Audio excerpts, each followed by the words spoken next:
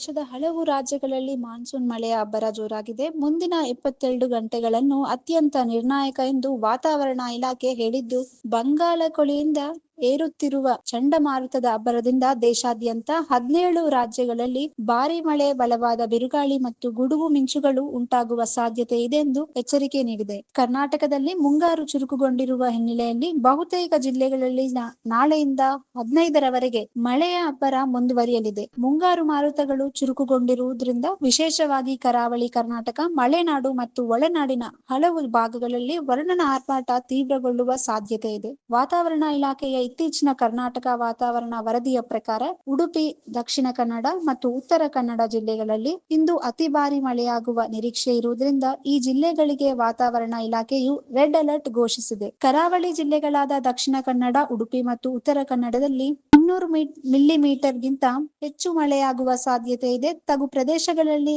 ಜಲಾವೃತವಾಗಲಿದೆ.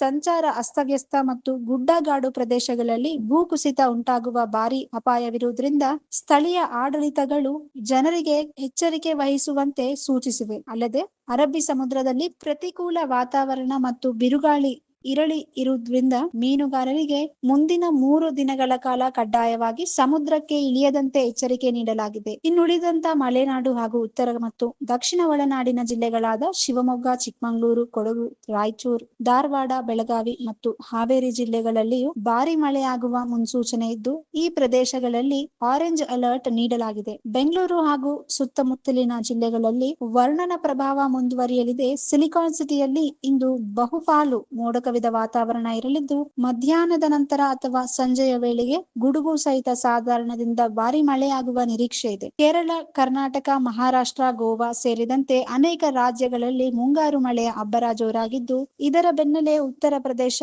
ಬಿಹಾರ್, ಜಾರ್ಖಂಡ್, ರಾಜಸ್ಥಾನ, ದೆಹಲಿ, ಪಂಜಾಬ್ ಮತ್ತು ಹರಿಯಾಣದಂತಹ ರಾಜ್ಯಗಳಲ್ಲಿ ಗಂಟೆಗೆ 70 ರಿಂದ 80 ಕಿಲೋಮೀಟರ್ ವೇಗದಲ್ಲಿ ಬಿರುಗಾಳಿ ಬೀಸುವ ನಿರೀಕ್ಷೆ ಇದೆ ಎಂದು ಎಚ್ಚರಿಕೆ ನೀಡಿದೆ.